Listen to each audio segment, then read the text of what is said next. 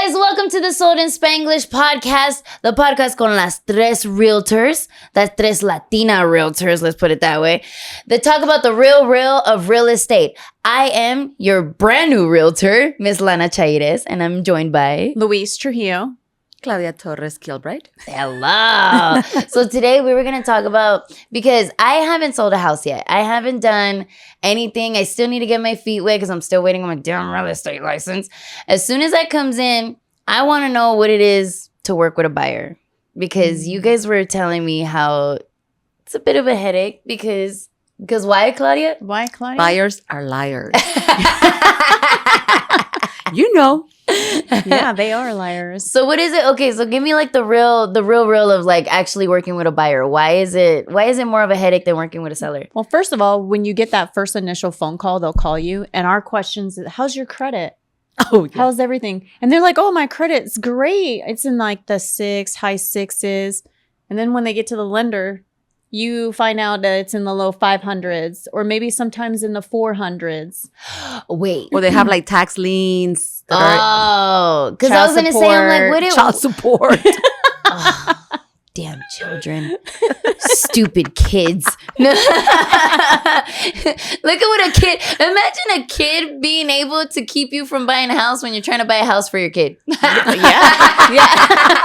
God damn. Okay. But so that being said, because when like us common folk, we like to keep up with our credit score off of like Credit Karma and stuff like that. It's a lie. Credit Karma is the worst reference for anyone to use because Credit Karma is just basically a platform for you to see how good you're doing by using your credit cards. That's why it's called Credit Karma or whatever it's called. Yeah. So when you use your credit cards, it's only giving you the score on the usage of your credit card. So if you're only using 10% of that limit and you're paying it in a timely manner every month, then your credit score goes up based off of your credit card usage on that platform. Oh. So everybody thinks, oh, I have like a 700 credit score because Credit Karma is telling me that. No, you have a credit card score with Credit Karma, but not Experian, TransUnion, This Equifax. is really new to me, to be honest. I was over here like, yo, my credit score on Credit Karma is 500. I'm doing good. Yeah, No, I'm kidding. You use your credit cards very well. What? Yeah. That's crazy. I honestly didn't know that. So how does a person get their credit like an estimated credit score without having to run their credit report? Go to Experian.com or Equifax or TransUnion. Get it from the actual credit viewers themselves than actually paying this other third party who's giving you somewhat of your like estimated. an estimate. Yeah, they did score. a good advertisement because everybody knows about Credit Karma. Yeah. But the best thing to go is directly to the bureaus. And you get a free report a year, correct? Yeah. What? Every year you get a free credit report. Yeah, with Experian and... Yeah, as long as you request for it, it's free, and they mail you your whole credit report. And if you get all three of them, you'll notice that all three viewers are not in sync with each other. So say you paid one debt off on Experian. right? Just say, but only Experian is showing that you had that account deleted, but the other ones are still showing that.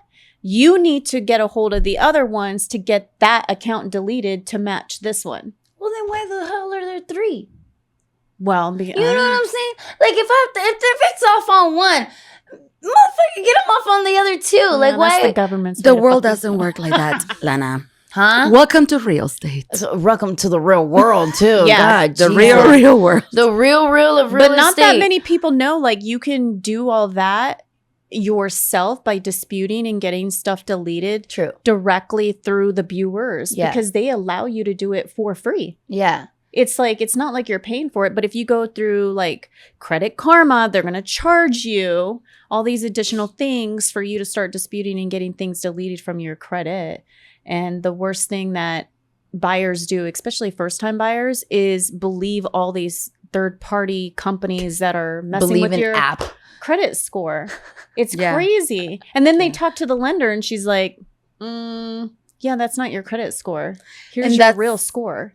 That's actually a good topic to go. You have to get a good lender that knows how to handle those. Because a lot of clients, they felt that they've been like put down, like, oh, like your credit kind of sucks kind of deal. And now they kind of brush you off. Yeah. The loan officers. And there's really good loan officers out there, like Catalina Alvarado. Catalina.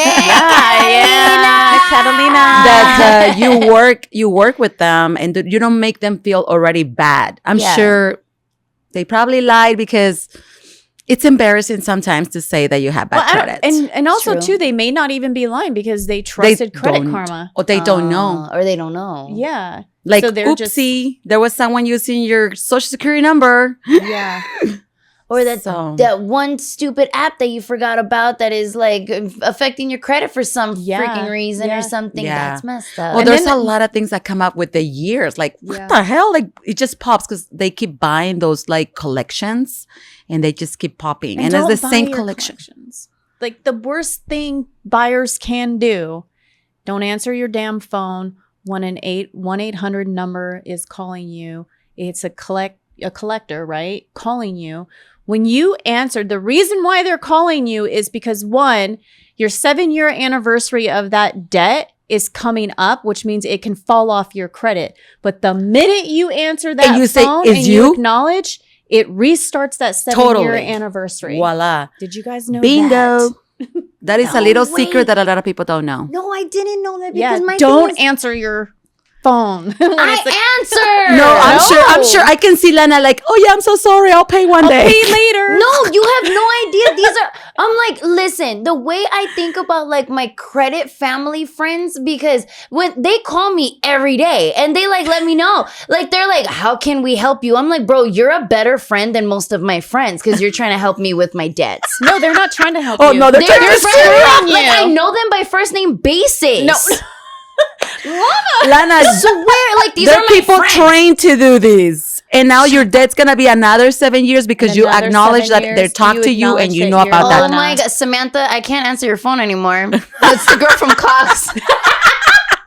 It's too late. Samantha, we are not friends no more. I'm just gonna give her the fucking. And another thing that buyers don't know if you're trying to fix your credit, if you owe like a debt of like, say your Cox bill, and it's only a couple $100 or say a couple $1,000, as long as you pay your minimum payment, you will always have good history of a payment, like showing that you're making payments. Oh. If you ever go over 30 days of not making that payment, then they'll report it to the bureaus that you're late on your payment. But as long as you're making the minimum, they cannot report you being negligent on your account because they can't force you to pay amount. As long as you're making an amount, they got to report it. So even if you're paying $10 a month, they can't force you to pay a higher. They can't. You can pay a $5,000 debt on $10 for the rest of your life. But you're paying it. You're showing showing what is it called? Like you're showing active payment history. Even though your account can be closed, but it's not negative. Yeah. It's not a negative giving you. So yeah. There's a lot of tricks out there. Maybe we should bring someone. And in the state of Nevada, in case you guys don't know, 7 years, if you have an account in the state of Nevada, once it meets its anniversary date, you can literally get that account deleted from your history, your credit history. Unless Lana say, yes, I am Lana Chitis. Completely deleted. You can ask for a deletion off your credit on all 3 bureaus, and they'll investigate it. And they'll also reach out to that collection agency, informing them that they are past the 7 years and they can no longer try to collect on it. And then so the bureaus delete it. Yeah. Girl, I know a lot about it. I was going to say, we can't show this to the Latino community. You know how many of them are just going to stop paying? No, call me because I'll help you fix your credit and then we'll get you into a house. And the sad part is that they actually they are taking advantage of. Because, well, yeah, because that's all interest mostly, because they want to fix their credit. They really want to buy a home. So these companies, they gouge them with a lot of money to fix their credits. That's why we have a couple of good companies that I usually refer them if they don't have the time and the patience, and I can't put the time as well. And if you don't have the time or the patience or even the money, you can do it yourself with no money. In what sense? What do you mean? Getting your free credit report, doing it filtering, yourself. because if you get your free credit report from the viewers, it's going to tell you when that account was open, and it will also tell you when that anniversary date is expiring.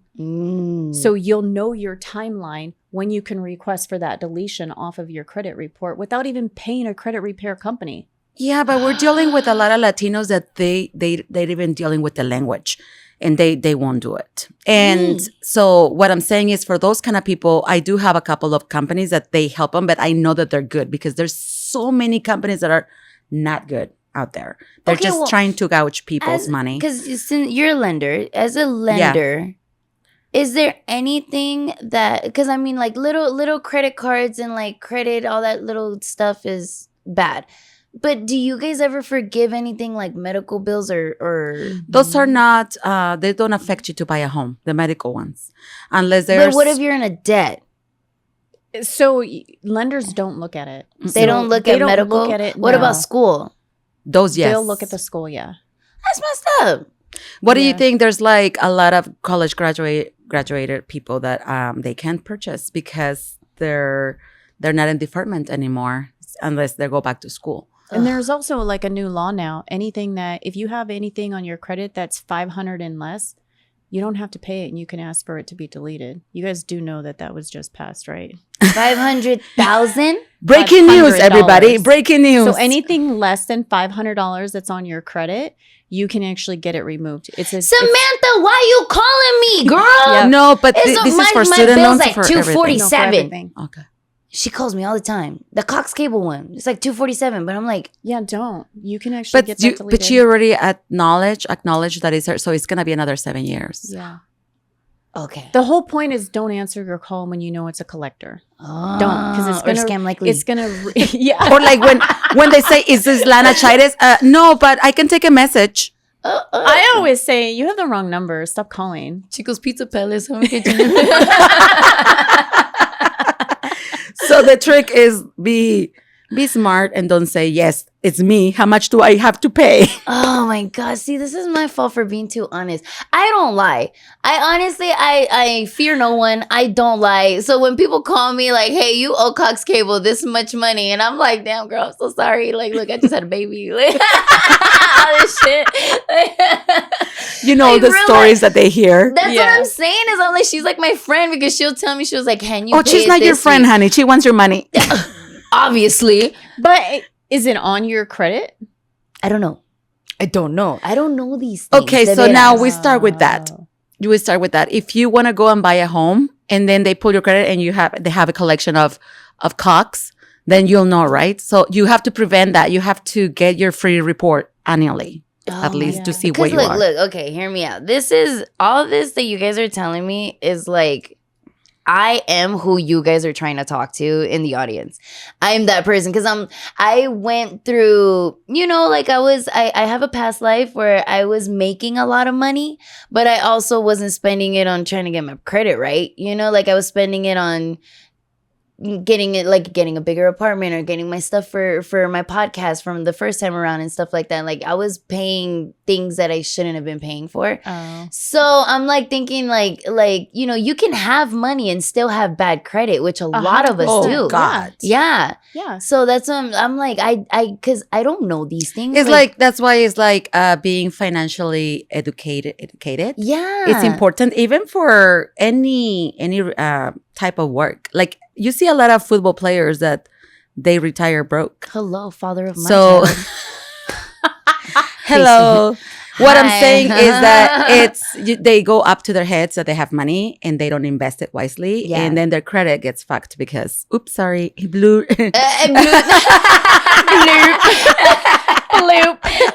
Get cheaty. The credit gets cheaty. Yeah. So it's one of the reasons why we say buyers are liars, but some of them, we're going to give them the benefit of the doubt. They didn't know that their credit sucked. A lot of people don't know. A lot of people don't know their credit because they're resourcing it from somewhere else or however it is. But a lot of people just assume they're doing the right thing because they're don't have that much debt in their eyes. They don't think that they have that much debt. Mm-hmm. And so then when they speak to a lender, they're kind of like thrown back when they're ready to purchase a home, because she's like, he or she is telling them, okay, now in order for us to move forward before the underwriter catches this, you need to pay this off. You need to pay this off. You need to do all this. And then the buyer's like in shock, because now they're like, oh shit, now I have to put out an extra $5,000 plus my down payment. It's almost discouraging. It is. It is discouraging. Yeah, it is. But our advice is do not get discouraged, because it's so important to, if you afford the payment, to work as much as you have to get that loan approved. Yeah. Because eventually 10 years pass by because you're discouraged, and that house is going to be $100,000 more. And now you are not going to be able to own anything. So this is your time. Seriously, I tell everybody, if you know, when they ask me, when is the best time to buy? And I said, if you can afford the payment, it's the best time to buy, because everything goes up with time. I mean, look at what are you going to leave to your kids if you didn't purchase a home, or even for you, for your retirement? There's this loan called for people that want to take the equity. For 62 and over, right? Yeah, I know what you're talking about. I forgot what it's called. Reverse mortgage. There you go. Yes.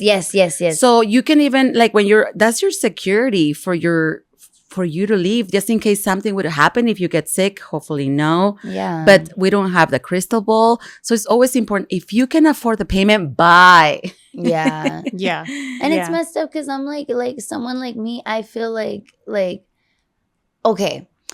When I was trying to rent a house, I remember, like, it was not too long ago, I was trying to rent a house with a garage, like not an apartment.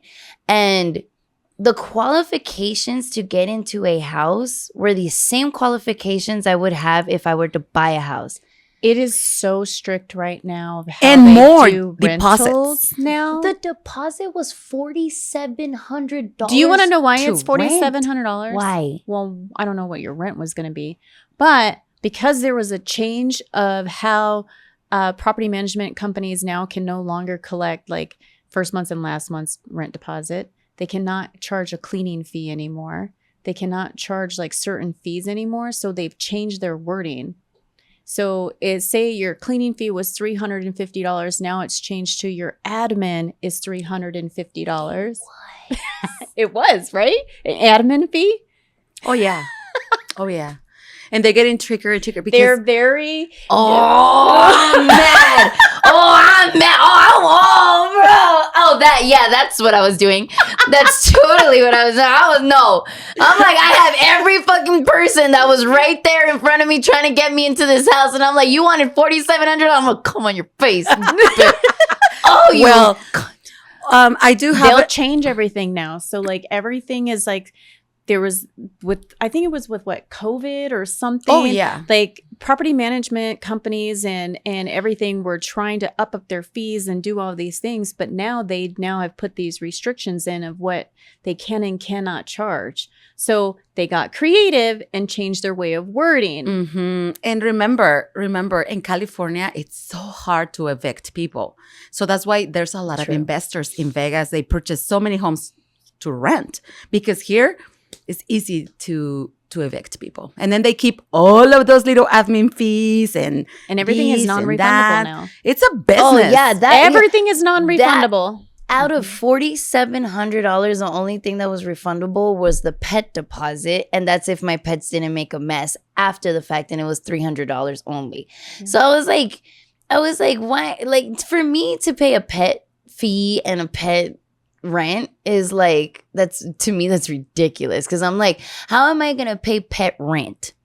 But I can't even get insurance on my freaking animals. Like, like I can't get life insurance on them. I can't get medical insurance on them. Like, what? Yeah. Like, you love the little creature. That's your payment. But exactly, and that's it. But I'm like, it takes just animals. As much of an effort to take care of an animal that it does a child. Yeah. Or old people. Yeah. You know? Like, so I do have an experience. One time I got this referral for a rental. And when they referred to me, I took, I used to, I'm a lender now, but so I took her and I picked her up. She was from Denver. She is from Denver. And I got her in the car, and I was talking to her, and I'm like, do you know how much money you're going to put down for like the rental, the deposit, and this and that? And she's like, oh, yeah, I'm prepared. It was like, oh my gosh, like 14,000 or something ridiculous. So I told her, I'm like, why are you not buying? And she's like, do you think I can? She was like with the big old eyes, and I'm like, yes, you can. I'm like, what? Do you have an employment? Yes. How long you been there for? More than 2 years? Yes. And then it ended up that she's actually a veteran. And I'm like, do you know that you don't have no zero down payments? She's like, oh, no. She was divorced. She always let the husband to do a lot of the finance. Like I was shocked to find out that there was someone as well educated in a sense, but she didn't know. I right away called the loan officer. The loan officer answered. I'm like, can you please run her credit and pre-qualified her right now? We went to a coffee shop. They did all of that. And instead of rentals, I was showing her homes. And she gave me a big gift after we closed because she said, you saved me so much money. She ended up just spending like $4,000 just on closing costs. I was just about to say, I'm like, it costs a lot less to buy than it does to rent nowadays. But it's only the credit that keeps you. Because not like Claudia just said, not everybody is like they're not educated in what the possibilities are of buying a home. They don't know. They think everybody just assumes I can't qualify because I am working paycheck to paycheck, or I'm not working enough hours, or I got this on my credit, or lenders can help you get stuff deleted. Lenders can help you how to pay something and get it removed, and they'll work everything and structure it for your loan. So it's like a rental company is not going to help you. This is how it is. This is what it is. And this is what you're going to pay. Rental companies, go somewhere else. They're thinking of themselves. But that's the tip of the day. Don't get discouraged. Just try to do through a good lender that will guide you. And there's Caterina Alvarado. Yeah. Okay. Well, speaking of buyers, what are the qualifications to get into a house? Like you said, like on average, I don't want to say because the prices are different for every home. So you don't know how much a down payment needs to be. However, like for an average $300,000 to maybe $500,000 home, how much would you need for like a down payment? What would you need to qualify? It depends what type of loan do you have. FHA, conventional. Yeah. There are actually some conventional loans that you have just 3% down. FHA is 3.5%. But your credit has to be at least 640 up because you're going to pay mortgage insurance, private mortgage insurance. And that's where you're going to, it's higher in conventional. And in FHA, it's a little bit lower. Everybody's the same. There was these rules before 2011 that after you get the 20% equity, the mortgage insurance will go away in FHA. But since 2011, it's forever. So you need to refinance eventually conventional when you have enough equity to get away from paying the mortgage insurance. Because FHA has a lower than if you have a bad credit, it's better to go FHA. And if you have good credit, it's better to go conventional because that's where the difference. So you could change to conventional if you fix your credit later. Yeah. I didn't know that. I thought you were stuck with your loan forever. No. Órale. So you can... Órale, carnal. You can refinance 6 months to a year. Oh, refinancing. Okay, I've heard of this. Hello. No. Hello. No, you just refinance. You find a lender who's going to refinance with you and then be creative with everything. But you have to have 20% equity in the house in order to make it worth it because you're going to drop off the mortgage insurance. And in order to do that, it has to be the value of your home has to go up. Yeah, because like Hope and Titus, they just bought their house and they did FHA and their insurance and everything increased their mortgage by, I think, $300. But if they didn't go that, his mortgage would be only $1,700, which was less than what they were paying in their rental. Yeah. What? Yeah. Yeah. That's right. So that's why and they moved in for nothing, zero money. So when you start with your very first home, it could be a townhome. It could be, condos don't because condos won't appreciate. But townhomes, homes, And then eventually you take some equity out and purchase another one. Yeah. Because that's how you start building a little bit of, your book of, what is it called? Like Your portfolio. Your portfolio. Your investment portfolio. Investment. And that's what we did with Hope and Titus. We had them get into a townhouse in a great location. Because especially for a townhouse, you want it location later on down the road. People want location. Yeah. So we bought in a nice area, gated community, has everything. And they walked in with equity, literally off the bat. Really? Yeah. Not by much, but they walked in with But equity. still, But it's see, you can something. still do that in Vegas. You Yeah. go to LA, good luck. Yeah. It's not easy. San Diego, forget about it. Oh. I mean, like, it's so expensive in California. That's why we get so much traction from California. And do you think it's because of the state taxes that we don't have not here? just or- that? There's a lot of factors, but here, I mean, can you imagine how much money you have to be making in your employment in order to qualify for those? I mean, higher amounts. I know, because So- even like how ridiculous it is to rent out here, you have to be making 3 times the amount, which that was never a thing. It used to be 2 Well, they're times not the even amount. supposed to ask that anymore.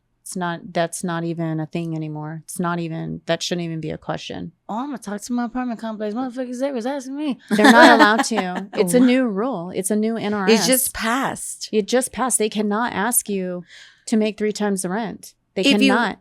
And you That's can ask nice. the audience if you have any questions, just put in the comments. Yeah, put and in the we'll try- comments because about we're here to credit, help, guys. everything. Yeah, because they're not allowed to ask you anymore. Our property management companies here in Nevada are allowed to ask you for 3 I times the feel rent. like not property management companies, or I don't know, but apartment complexes is the biggest scam of all time. Because I have never ever, I could leave that place clean and immaculate, and I take care of my animals. They don't leave a mess, so I can leave that place clean and immaculate, and they still keep my security deposit. And they always say it's because that they had to change the carpet and they had to change the vinyl, but they Girl. do it to every single part every time. Talk to us, Lana. I know. I'm like, Lana, holy talk to shit. us. No, Yeah. I would have been Oh, fighting God. that.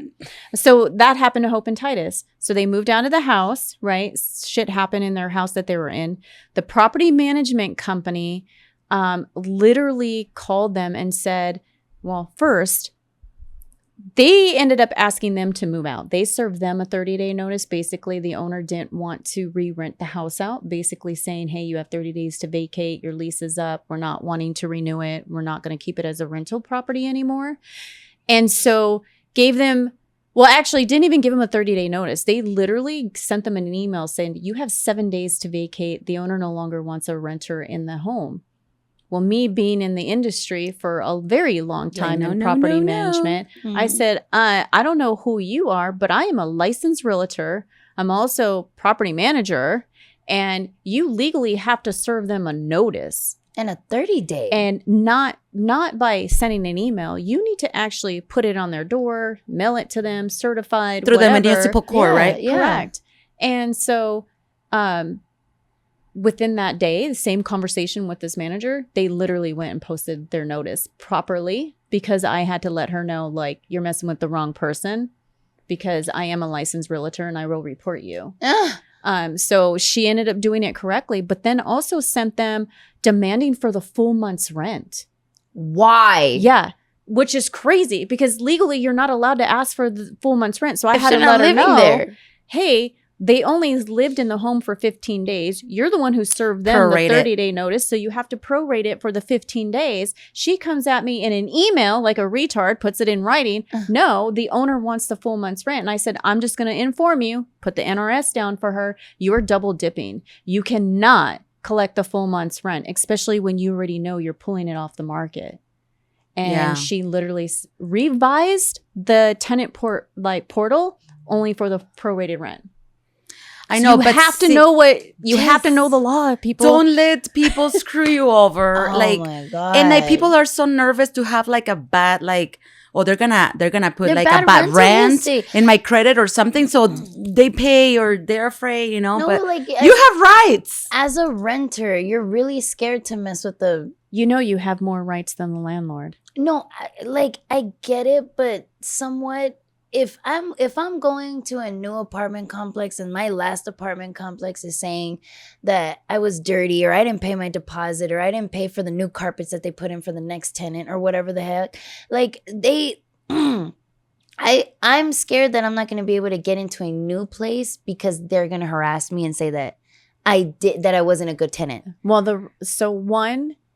the only way a property management company is not going to accept you as a renter is saying like you destroyed it, and the property management company has proof. But the new law now is they can't talk crap on you when you vacate. They can only say if you were paid on time or did not pay on time. Mm-hmm. They're only supposed to submit your rent ledger now. They can't talk shit about you. They can't say that you destroyed the house. They can only give them the facts. You got evicted or you paid your rent on time and put in a proper 30-day notice. That is it now.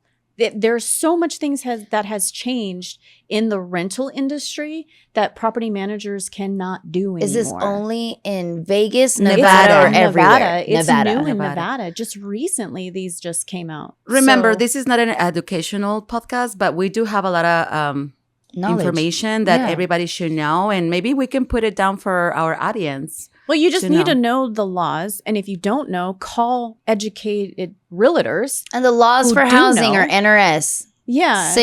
645, 640 Who something. knows? Yeah. Six something. 645, It's 615. 640 something. But however, it's the NRS. Look it up. Yeah. That way you can know. Because I honestly didn't. And then know just any look of up that. renter rights in Nevada. It's going to give you all the Yeah. NRSs if you literally look up Nevada. But there's a renter lot of rights. new rules that they have changed just recently, so Yeah. it's important for everybody to see what is the revised. Yeah, the revised. new, all the new um, stuff, laws. they need to look into it. And if not, call a licensed realtor who has a property Yeah. management permit, who is going to all the new meetings and everything that's being One of told the to bigger everybody. things that change is like the fees.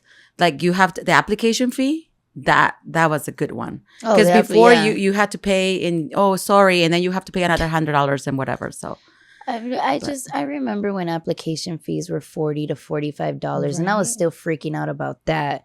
And now I'm like, from my last apartment, like I just got into my apartment, my application fee was $100. Yeah. yeah, It's $100 Because they're trying to make back all the money they can no longer collect anymore. So they're going to figure out where to put the monies at. they get creative. So stupid. Yeah. It's That's called so creative. Yeah. Beep. Yeah. But they Don't let they them are screw trying you. to figure out how they can make more money off of renters because they can no longer take more money from renters anymore.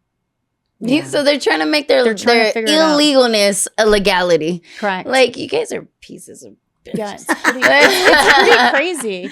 Wait, so before we get off the podcast, your advice, is I think you guys. My advice is if you don't know about your credit, you don't know about your rental rights, and if you don't know about owning a home, you really need to find a educated licensed realtor who's going to guide you in the right way. Mm-hmm. That's the only advice I can give. For sure, if you are trying to purchase a home, just go to the right lender and follow their directions. So that's very important because people get discouraged or they feel that they mistreated. So get a good lender that will treat you right. True. Mhm, Very mhm, true. mhm. My advice is don't rent. I'm renting right now. I'm currently a renter. I'm like, this podcast, they're going to see me grow because I'm going to be a homeowner one day. And I'm going to give myself like 2 years. But right now, as a renter and as a brand new real estate agent, I would say like, yeah, get with the program and don't rent no more because that's embarrassing. And we know you're going to get there. We'll see that. I'm going to get there. She's going to get there. I want a You are. backyard. No pool. I just want a backyard and a garage. I love a garage. I just need a garage. That's like my dream. It's so simple, but I just want a garage. It's so sad. One or two. Car garage? Yeah, I want like car a or 2 3. car. Oh, okay. I'm like I would like to have my shop in my parents' shop. Like what we do like doors, screens, window repair and stuff like that. So Yeah. I would like to have like my own shop like my dad does in my garage and just be able to Oh. like work on my yeah, I know I'm a Okay. daddy's girl. anyway. Until next time, guys. Wait, please follow, please share. If you guys think that anyone needs this information or can relate to this information in Yeah. any sense, if you feel that they don't have good credit, if they are a renter that is struggling, or if they need a good lender to fix their credit or anything of that sort, show them this Sold in Spanglish podcast, and we will see you next week, guys. Bye.